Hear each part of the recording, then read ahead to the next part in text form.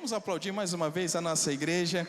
É tão maravilhoso tudo o que estamos vivendo em nome do Senhor Jesus. Eu queria que você abrisse comigo a sua Bíblia. Obrigado. Abra comigo Mateus. O Evangelho de Mateus, no capítulo 4.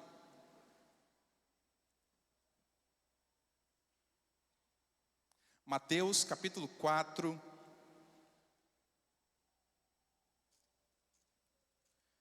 E o verso de número 23. Mateus 4.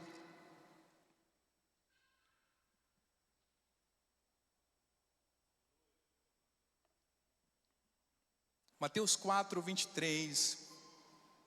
É o texto que vamos meditar nessa manhã. Acompanhem comigo, diz assim, Mateus capítulo 4, a partir do verso de número 23. Jesus percorria toda a Galileia, ensinando nas sinagogas, pregando o evangelho do reino e curando todo tipo de doenças e enfermidades entre o povo. E a sua fama correu por toda a Síria.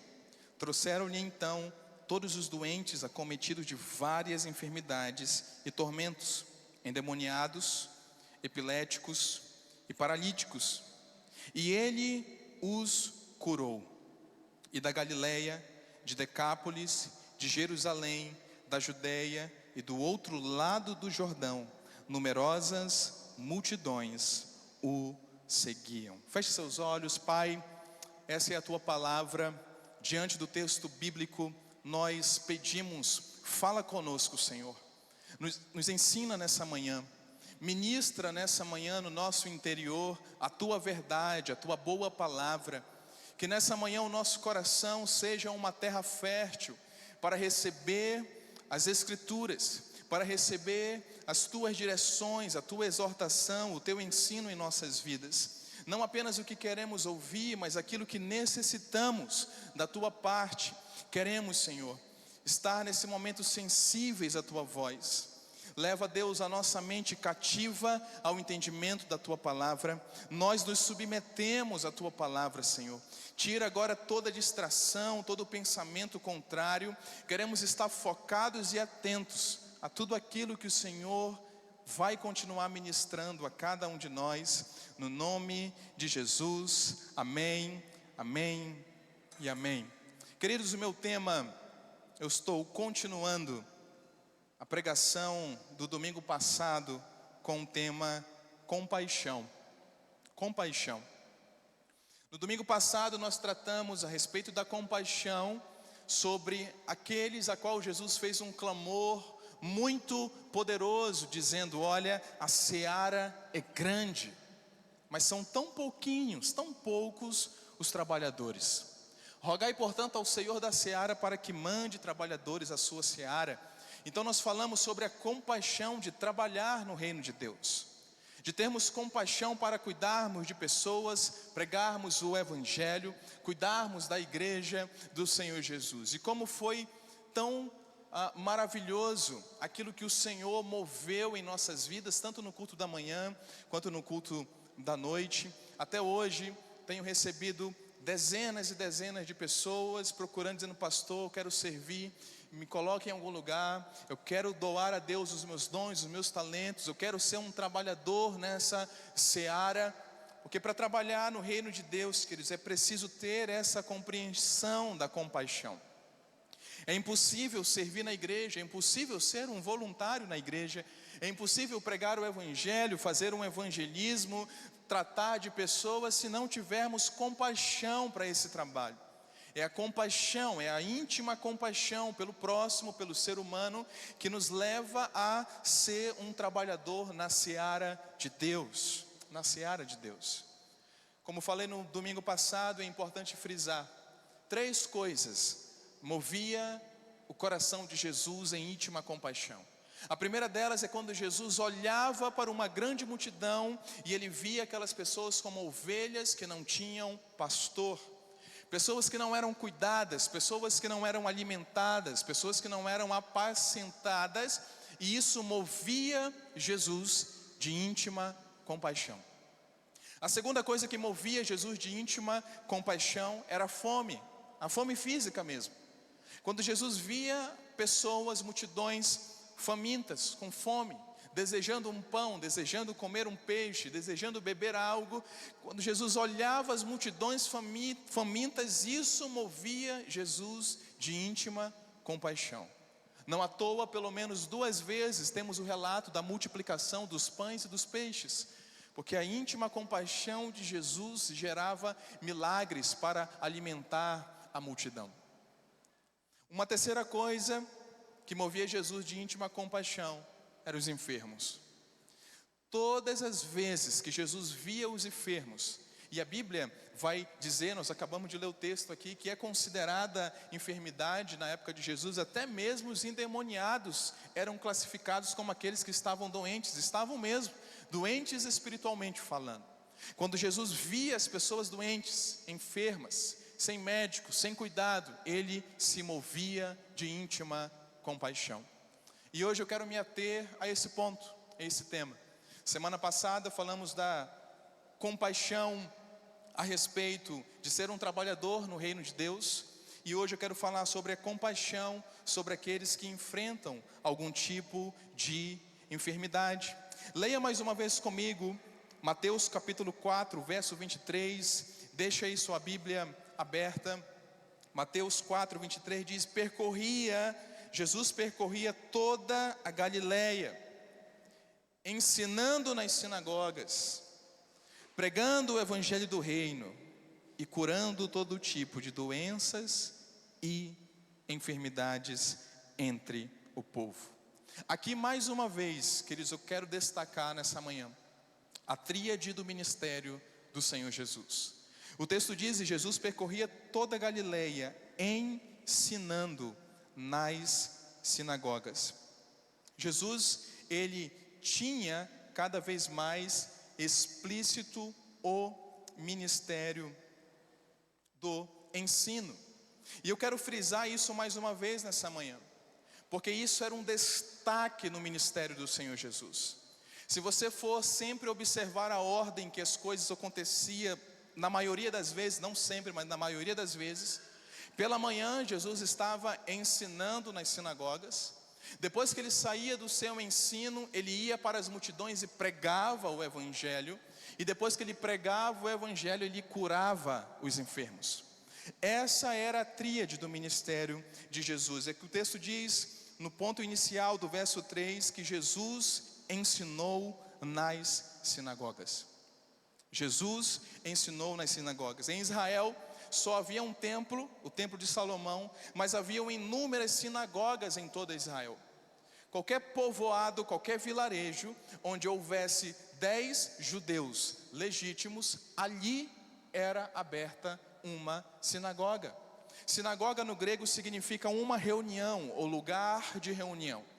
E nesse lugar de reunião era proferido o ensino da palavra. Ali era um ambiente de ensino dos judeus, era uma escola, um tipo de faculdade. E Jesus estrategicamente usou as sinagogas para ensinar a respeito das Escrituras. Não como os fariseus, não como os escribas, mas Jesus aproveitava aquele ambiente de ensino para trazer definitivamente aquilo que vinha da revelação do Pai, da revelação da palavra, do entendimento da palavra. Deixa eu dizer algo para você: nunca negue um ambiente de ensino da palavra de Deus. Isso é muito importante para o crescimento da nossa fé, para o crescimento do nosso entendimento como fé, e isso precisa nos mover cada vez mais. Nós sempre você vai ouvir aqui na Lagoinha a importância do ensino das Escrituras. Quanto mais nós compreendemos as Escrituras, mais nós somos levados a um nível maior de maturidade na fé, e menos há uma menor chance de você ser enganado por falsos mestres, falsos profetas. Irmãos, na nossa geração, principalmente na internet, principalmente no YouTube, o que tem de falso profeta, o que tem de falsos mestres, não é brincadeira, não é brincadeira. E tantas vezes, quanto eu já perdi as contas, as pessoas me procuram e falam: pastor, eu ouvi o fulano de tal na internet, ele falou isso, o que o senhor tem a dizer sobre isso? Então eu digo, olha, a primeira coisa que eu tenho a dizer, não ouça mais essa pessoa. Quanto mais você entende, quanto mais você é ensinado a respeito das Escrituras, maior é o seu filtro. E maior será também a sua possibilidade de ensinar outras pessoas e tirar outras pessoas do engano. O ensino, em todo momento, é enfatizado no ministério de Jesus. O ensino, a todo momento, ele é enfatizado no ministério de Jesus. O segundo ponto, Jesus percorria toda a Galileia, ensinando nas sinagogas, e vai dizer, pregando o evangelho do reino. Você pode repetir comigo? Pregando o evangelho do reino. Mais uma vez, pregando o evangelho. Não era qualquer evangelho. Jesus se propôs a pregar o evangelho do reino de Deus. Porque a palavra evangelho no grego, euangélio, é a palavra boa notícia, boa nova. Qualquer um pode trazer uma boa nova. Qualquer um pode te dar uma notícia, mas que não tenha a ver com a notícia de Deus. Jesus, quando traz uma boa notícia, quando traz uma boa nova, é a boa notícia do reino de Deus. Pastor, o que é reino de Deus? O reino aponta para o governo e a soberania de Deus. A boa notícia de Jesus apontava para o governo e a soberania de Deus. Leia comigo Mateus capítulo 6, o verso 10. Olha como diz o texto, Mateus capítulo 6, o verso 10. Vamos ler juntos? Mateus capítulo 6, verso 10. Venha o teu reino, seja feita a tua vontade, assim na terra como no céu. Vamos ler mais uma vez? Venha o teu, seja feita como no céu. Repare que esse trecho, Jesus está falando, venha o teu reino, seja feito a tua vontade, aqui na terra, como é aí no céu. Jesus está falando sobre a soberania de Deus, como rei, como governante, como aquele que governa tudo e todos. Esse reino está entre nós. E se o reino de Deus está entre nós, significa que o governo de Deus está sobre nossas vidas. Alguém pode dizer amém? O governo de Deus, a soberania de Deus está sobre nossas vidas. Irmãos, não tenha medo da política. Não tenha medo das oposições, não tenha medo daquilo que possa acontecer no mundo. Deus é soberano, está no controle de todas as coisas. Se cremos que o reino de Deus está entre nós, precisamos crer que Ele está no controle de tudo. Alguém pode dizer amém? Deus está no controle de todas as coisas, inclusive da sua casa, da sua saúde, do seu casamento, da sua família. Ele é soberano. Apesar de nós, apesar das dificuldades, Deus é soberano. O que é reino de Deus? O que é a pregação do reino de Deus? É a completa salvação, com todas as bênçãos espirituais e materiais. Reino de Deus, irmãos, é o poder de Deus nos alcançando, trazendo para todos nós uma salvação completa. Escute isso. Quando você entrega a sua vida a Jesus, Ele te perdoa dos seus pecados, Ele salva você da ira, Ele salva você do inferno e te concede vida eterna. Alguém pode dizer amém? Mas Deus não te salva só disso. Uma vez que você se torna filho de Deus e Ele te traz uma salvação eterna, da vida eterna, Deus também é aquele que pode te salvar em todos os níveis materiais. Pastor, estou passando por uma crise no meu casamento. Deus pode salvar o seu casamento. Pastor, estou passando por uma crise financeira. Deus pode salvar a sua vida financeira. Pastor, estou passando por uma crise na minha saúde. Deus pode salvar a sua saúde, restabelecer a sua saúde. Ele não veio apenas para nos salvar do inferno, para nos salvar da morte eterna. Veio para nos salvar de todas as coisas. Alguém pode dizer amém? Olha como diz Efésios capítulo 1, verso 3. Eu preciso que você leia esse texto comigo. Efésios capítulo 1, o verso de número 3. Efésios capítulo 1, verso 3. Olha como diz o texto: bendito seja o Deus e Pai de nosso Senhor Jesus Cristo, que vai nos abençoar É assim que está no texto, irmãos? Sim ou não? Como é que está no texto?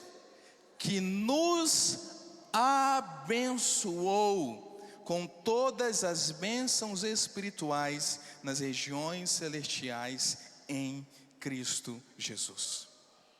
O texto está dizendo, irmãos, bendito Deus o Pai de nosso Senhor Jesus, que nos abençoou.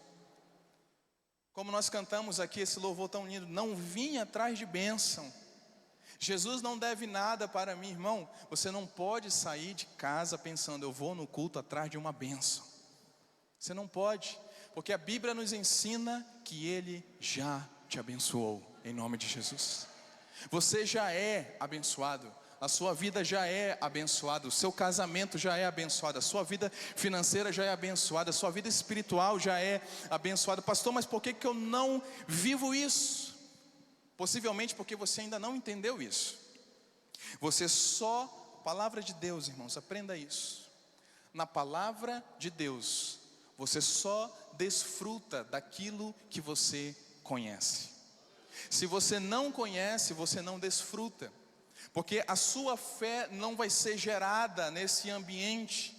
Se eu não conheço, como que eu vou ter fé para algo que eu ainda não ouvi, que eu ainda não conheci, que ainda não me foi ensinado? Mas você precisa ter essa compreensão, todos nós precisamos ter a compreensão. Isso aqui é reino de Deus. O reino de Deus, quando nos alcança, Ele já nos concede todas as bênçãos. E o texto acrescenta mais: nos abençoou com todas as bênçãos espirituais nas regiões celestiais em Cristo Jesus. Por que o texto enfatiza isso?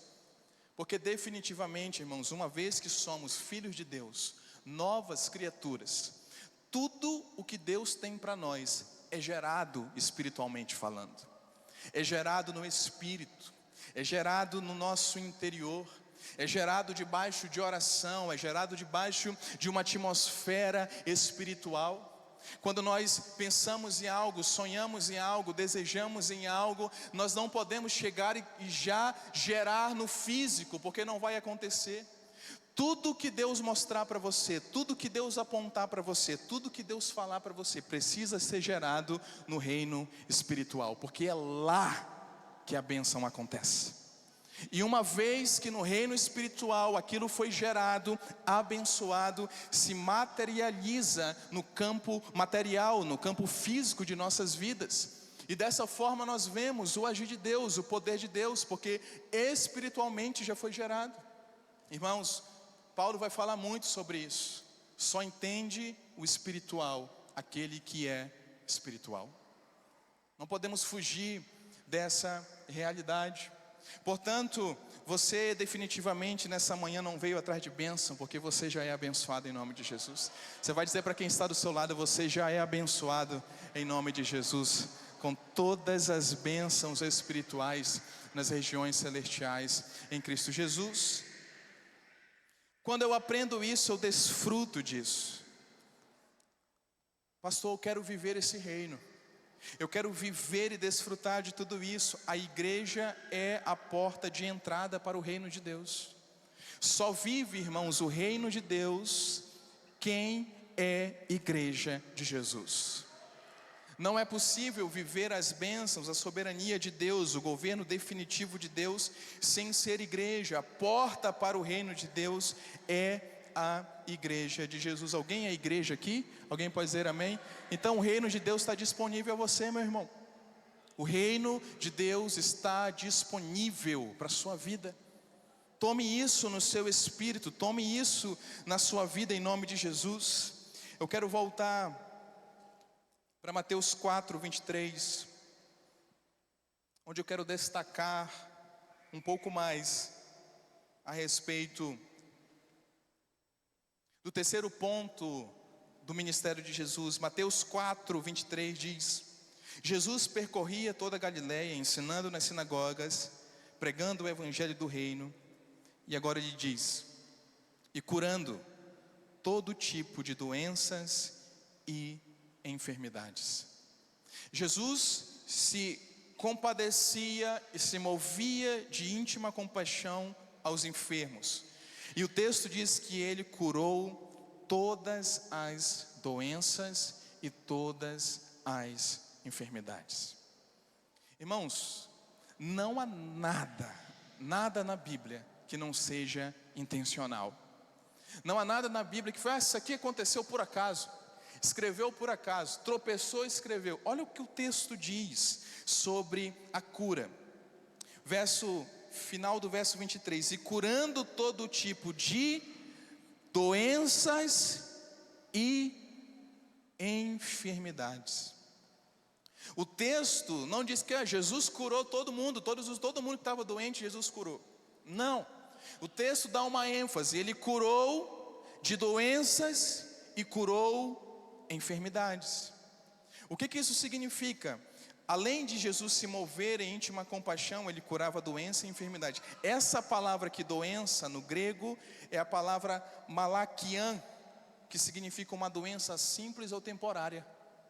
Estava lá o irmãozinho gripado, algo simples. Sabe o que Jesus fazia? Curava. Uma simples dor de cabeça. Sabe o que Jesus fazia? Curava. Jesus curava, o texto chama de doença aquilo que era simples, aquilo que era passageiro. E vai chamar de enfermidade, a palavra enfermidade no grego é a palavra noson. E essa palavra significa as doenças mais difíceis de tratar. Eram doenças de longa duração e que causavam muitas mudanças na vida das pessoas. Irmãos, isso para mim é muito impactante. Saber que Jesus se preocupava com alguém que estava simplesmente resfriado e ele curava, assim também como ele se preocupava com alguém que estava com um câncer terminal, algo difícil, algo que a medicina poderia já ter descartado, um diagnóstico totalmente desfavorável. Jesus é aquele que a compaixão dele pelo enfermo é algo tão profundo que ele não dizia, não, isso aqui é só uma gripe. Não, isso aqui é só uma dor no seu dedinho, eu quero curar, é esse aqui que está epilético. Não, a íntima compaixão era tão profunda que Jesus se preocupava com todo tipo de enfermidade. O que é mais profundo ainda é que o texto diz que ele curava tudo, não passava nada. Jesus, irmãos, não trouxe apenas perdão aos nossos pecados, mas também alívio para as nossas dores, realizando milagres. Jesus traz alívio para as nossas dores, sejam elas dores físicas, ou sejam elas dores emocionais. Sejam elas dores emocionais. Nós temos, irmãos, que ter esse entendimento. Jesus curava. Se eu passo pelo pressuposto de que Jesus se importava com até o que estava gripado, com uma simples dor de cabeça, Jesus também se importava com aqueles que estavam com doenças na alma. Temos que ter um entendimento que ansiedade, depressão, síndrome do pânico, medo, também são doenças. Não necessariamente no nosso corpo físico, mas na nossa alma, na nossa mente, na concepção da nossa psique. Jesus também é aquele que se importa com os nossos sentimentos, irmãos. Jesus é aquele também que se compadece por aqueles que estão sofrendo por algum tipo de ansiedade. A depressão que tem tocado tantas pessoas, que tem tocado tantas famílias, e esse tema precisa ser um tema cada vez mais abordado nas igrejas, porque se dá uma ênfase sobre cura, né? Quando se pensa Jesus curou, qual é a primeira coisa que vem na cabeça? O paralítico andando. Glória a Deus, irmãos. Ele pode curar o paralítico andando, ele pode curar quem ele quiser, mas ele também tem cura para a nossa alma. Ele tem cura também para a depressão. Jesus tem cura, irmãos, para tudo isso. Você pode dizer amém por isso? Uma coisa que precisamos aprender, principalmente, irmãos, a respeito das doenças da alma, das doenças da mente, é que se tem um tabu muito grande nas igrejas. O fulano está com depressão. pastor, vamos orar, porque é uma opressão demoníaca. Irmão, quem falou isso? O fulano está com ansiedade, pastor, vamos orar, porque ele não tem fé. Ele não tem fé em Deus, por isso. Não, irmãos, não é assim. Assim como alguém que pode ser acometido de um câncer, não é porque tem demônio, não é porque não tem fé. São coisas naturais da vida. Nós, como seres humanos que ainda temos um corpo mortal, temos sim a possibilidade de passar por uma enfermidade, seja física ou seja na alma. E não necessariamente, irmão, isso seja um demônio ou uma opressão maligna. Quem está me entendendo aqui, diga amém. Isso pode ser resultado de outros fatores. Nós temos a mania de querer espiritualizar todas as coisas. Precisamos entender isso, irmãos, que Deus não invalida a nossa vida emocional. Deus não invalida a nossa vida emocional. Faz parte, Deus quer cuidar inclusive da nossa saúde mental e não apenas da saúde do nosso corpo. Nós somos diante de Deus corpo, alma e espírito. Nós alimentamos esse espírito com tanto jejum, com tanta oração, com tanta Bíblia, com tanta pregação. Aí a pergunta que eu faço para todos nós: como estamos alimentando a nossa alma e o nosso corpo físico? Porque, irmãos, quem é de muita oração, muito jejum, muito poder de Deus, aleluia, línguas estranhas, avivamento, mas não cuida da sua alma não, para você ver. Não cuida do seu corpo físico não, para você ver o que vai acontecer. A vida lá de oração, de consagração, de jejum, não invalida, irmãos, o nosso cuidado com a nossa alma, com a nossa mente, com o nosso corpo físico. Precisamos entender isso. Portanto, se não necessariamente doenças como ansiedade, depressão, pânico, angústia, crise de identidade. Irmãos, os nossos adolescentes estão vivendo um tempo com muita crise de identidade. Eu tenho orado com uma família por um adolescente de 14 anos, que há 2 anos, desde os 12 anos, ele tem uma crise de identidade terrível. Ele não sabe quem ele é, ele tem um distúrbio mental, não é loucura, mas é uma questão de tentar entender quem que ele é, quem que ele deseja ser. Isso é muito sério. São doenças na mente e na alma. Uma coisa que precisamos deixar muito claro, irmãos: Jesus, ele não invalida o cuidado medicinal. Jesus, ele, de modo indireto, validou o trabalho da medicina. Jesus validou o trabalho da medicina, quando ele diz: olha, não são os sãos que precisam de médicos, mas os doentes. Quando Jesus disse isso, que não são os sãos que precisam de médicos, mas os doentes, ele está dizendo: eu apoio e valido, inclusive, a medicina. Por exemplo, doenças na alma, às vezes é um tabu. Não, você tem que orar, irmão. Às vezes não é só oração que vai resolver, irmãos. Precisa sim de um atendimento psicológico. Precisa sim de um atendimento psiquiátrico. Quem está me entendendo aqui nessa manhã? Eu já atendi inúmeras pessoas no gabinete pastoral. Inúmeras.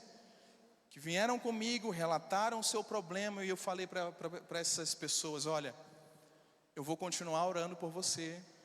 Eu vou te continuar apresentando sua vida a Deus. Mas o que vai te ajudar nesse momento é um psicólogo. Eu não vou conseguir ajudar você com esse problema. Mas uma terapia, um atendimento psicológico vai ajudar você muito mais que eu. Está aqui, indico um psicólogo, indico uma psicóloga, e a pessoa vai. E eu, lado a lado, vou conduzindo, orando, conversando com a pessoa, como é que está acontecendo, como é que vai. E nós vamos vendo ali a transformação, porque Deus não invalida a medicina. Alguém pode dizer amém? Deus não invalida os remédios. Deus não invalida o cuidado, uma consulta, irmãos. Isso é muito importante. Muito importante. Por isso precisamos ter a consciência de todas essas coisas e ter esse entendimento. Ter esse entendimento. Essas doenças, principalmente na alma, tem levado muitos a terem pensamentos suicidas e até mesmo chega ao suicídio. Eu conheci pelo menos 2 pessoas, tanto quanto próximas, que cometeram suicídio. Se eu for perguntar aqui, acredito que a maioria de vocês devam conhecer alguém que também tiraram a própria vida. Tiraram a própria vida. E isso, irmãos, é o auge, é o ponto alto da doença da alma.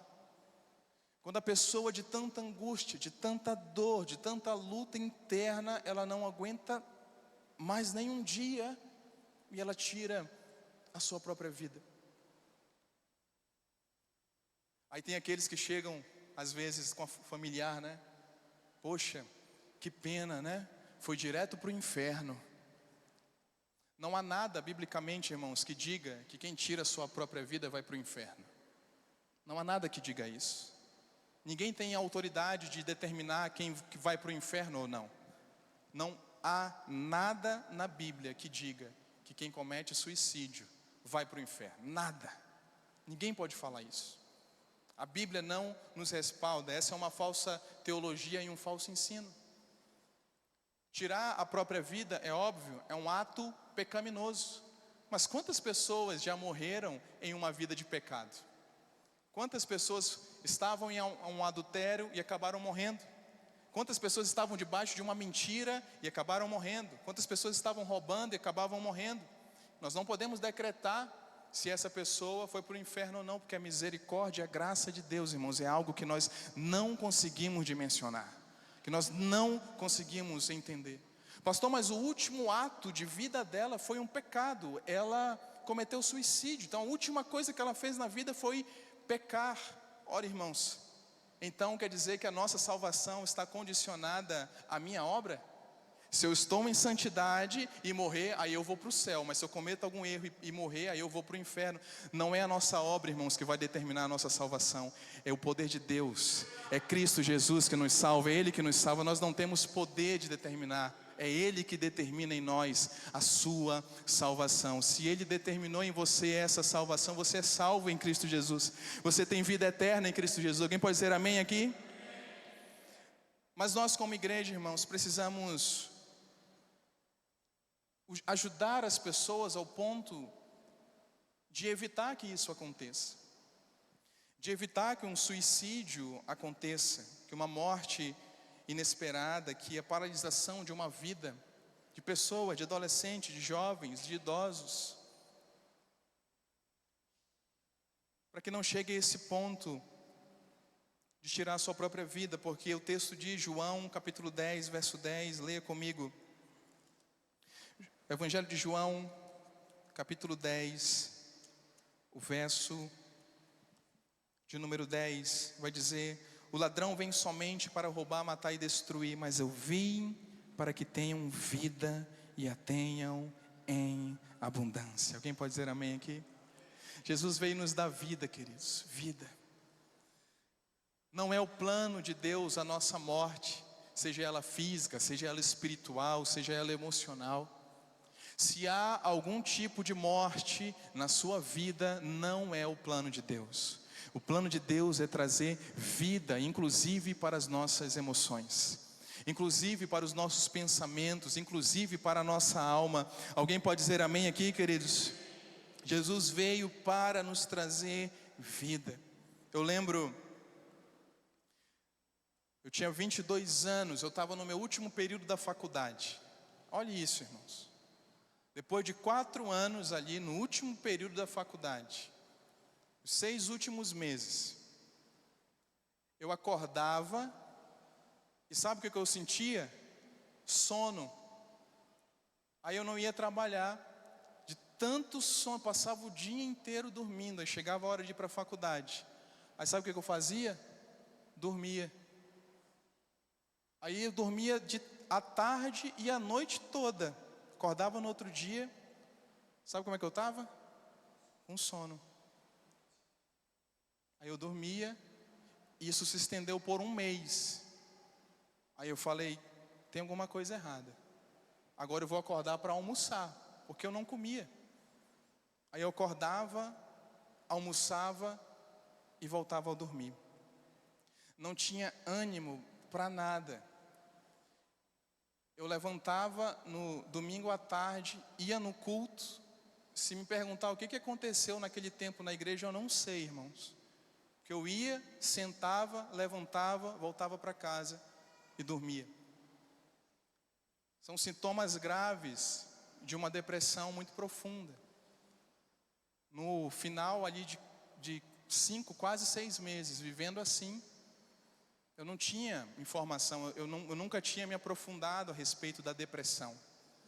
Nunca tinha visto uma palestra, eu já tinha ouvido falar, mas nunca tinha, não tinha noção nenhuma de sintomas de uma depressão. Noção nenhuma. Eu estava vivendo em uma depressão muito profunda.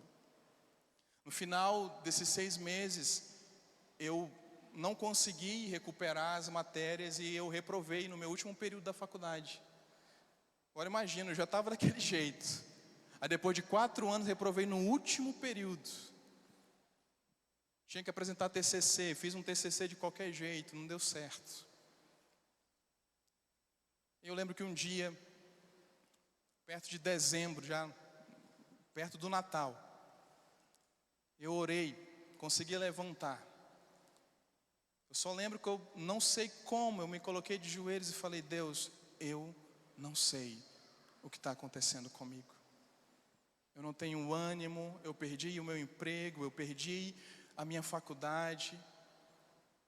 Eu não quero mais ir à igreja. Mas se o Senhor pode me ouvir, por favor, me levanta desse túmulo. Eu me sentia assim, irmãos, dentro de um túmulo. Só faltava enterrar. Só faltava enterrar. Dormi. No outro dia, queridos, parecia que tinha passado um vento lá no meu quarto e tinha removido tudo que estava, parecia que tinha só entulho ali dentro. Eu levantei com um ânimo, com um gás, com um desejo, com uma perseverança. Peguei computador, comecei a escrever o meu TCC. Eu era bolsista na faculdade do Enem.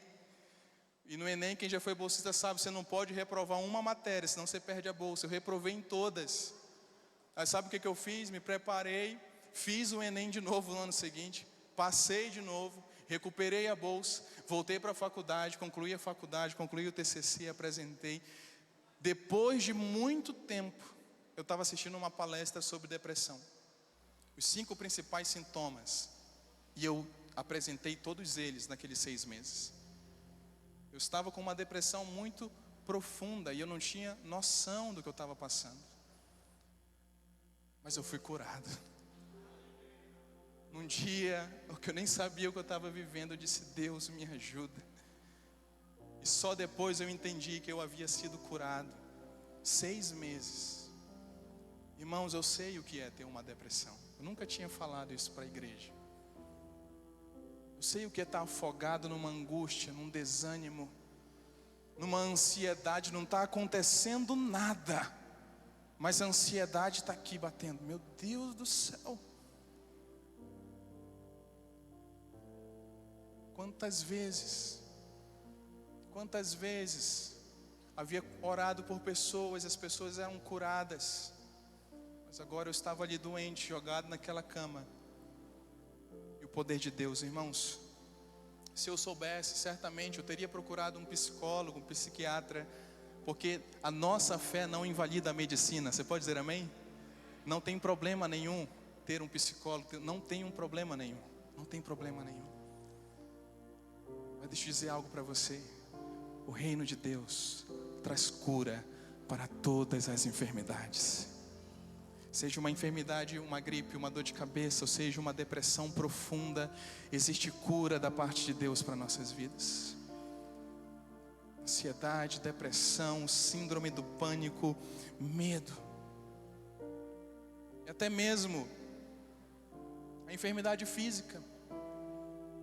Até mesmo a enfermidade física, irmãos, eu já cansei de ver milagre na minha vida. Estou com dor de cabeça, oro, declaro cura, eu sou curado. Já dor de cabeça já nem vem mais. Quantas vezes? Deus tem cura física para nós também. Até mesmo por meio da medicina. Quando não vem uma cura sobrenatural na vida do enfermo, Deus usa a vida dos médicos para trazer cura àquelas pessoas. Até na ação da medicina, eu creio que é o poder de Deus na vida dos médicos para trazer cura aos enfermos, em nome de Jesus. Tem algum médico aqui nessa manhã, algum enfermeiro nessa manhã aqui? Deus te abençoe, Deus te abençoe, Deus te abençoe. Vamos aplaudir essas pessoas, gente, que cuidam da gente tão especial. Deus abençoe cada um de vocês em nome de Jesus. Deus não invalida isso. E Deus usa, quando não é uma cura sobrenatural, é uma cura natural por meio dos médicos. Isso é maravilhoso. Mas o importante é que tem cura de Deus para as nossas vidas. Ele ainda cura, Ele ainda restaura, Ele ainda toca, seja no físico, seja nas emoções, seja na mente. Tem poder disponível de Deus, irmãos. Tem poder disponível. Tem poder de Deus disponível para os traumas. As curas confirmam a mensagem do Evangelho. Uma das coisas, irmãos, que valida o que nós pregamos aqui por meio desse livro, porque se falássemos aqui, só expuséssemos o que está escrito aqui e não acontecesse nada, meu Deus, não valeria de nada. Mas quando nós pregamos isso aqui, alguém é curado, a cura valida. A Bíblia não precisa ser validada, mas a cura valida a nossa mensagem. A cura valida a nossa mensagem. As pessoas são atraídas, as multidões são atraídas em nome de Jesus. Penute, a gente tem que passar um trecho do seu documentário aqui, viu? Penute foi entubada 3 vezes. Não houve ali uma cura sobrenatural, mas Deus usou a vida dos médicos para curar a Penute. A gente vai colocar aqui um trecho do documentário dela. Uma cura maravilhosa. Ela estava ali no hospital. Vou pegar, viu, Penute? Estava ali no hospital. E lá do lado de fora nós orando. Jesus vai curar, Jesus vai fazer. Jesus estava lá, a Natasha, a mamãe, o pai, muita gente orando. Poucas semanas depois, Penute recebe alta, porque por meio dos médicos a glória de Deus invadiu a vida da Penute, foi curada. Está aqui cantando para a gente, está aqui com fôlego renovado, aleluia, glória ao nome do Senhor, glória ao nome do Senhor. Eu fico tão feliz por isso, irmãos, de estar ministrando essa verdade, porque um dos 9 dons espirituais é o dom de curar. É o dom da cura. E há mais ou menos uns 8 anos eu tenho orado a Deus, que a Bíblia diz que a gente pode pedir os dons. Eu digo, Deus, eu quero esse dom. Se tem um dom que eu quero, irmão, não é nem o de pregar, da profecia, não, eu quero da cura. Eu quero da cura. Pode não parecer, eu sou um pouco tímido. Meu pai faleceu no ano passado de um câncer muito forte. Minha irmã e eu cuidamos dele, ficávamos dias e noites ali no SECOM. Então eu não sou daquele que vai levantar na recepção, vai começar a pregar, não tenho coragem nenhuma. Mas às vezes estava levando meu pai, irmão, aí tinha aquele corredor de pessoas lá e eu ia lá. Seja curado em nome de Jesus, seja curado em nome de Jesus, seja curado em nome de Jesus, seja curado em nome de Jesus. Um dia eu fazendo isso, levando meu pai aqui na cadeira de roda, tinha uma senhora aqui na cadeira de roda, eu só toquei assim na mente, seja curada em nome de Jesus. Ela, ei! Olhei para trás. O que foi esse negócio aqui que passou por mim? Eu falei, o que, senhora? Não sei, você me tocou e um vento passou aqui. Eu falei, olha, eu acredito que você foi curada. Eu acredito que você foi curada. Ela olhou para mim e disse, começou a chorar e disse, eu não sei se foi curada, mas algo está me tocando aqui. Espírito Santo envolvendo a vida daquela mulher. Irmãos, nós precisamos nos mover em um nível de fé sobrenatural. As multidões iam atrás de Jesus porque sabiam e tinham fé que seriam curadas em nome dele, no poder dele. E hoje ele ainda cura. Hoje Ele ainda cura, queridos. Hoje existe cura de Deus disponível para a sua vida, em nome de Jesus. Quem crê assim, fica de pé comigo nessa manhã, em nome de Jesus. As curas confirmam que de fato Jesus é o Filho de Deus. As curas confirmam que Jesus é o Filho de Deus. Eu quero ler um último texto nessa manhã, Isaías 53. Põe aqui para mim, Adonai, Isaías 53.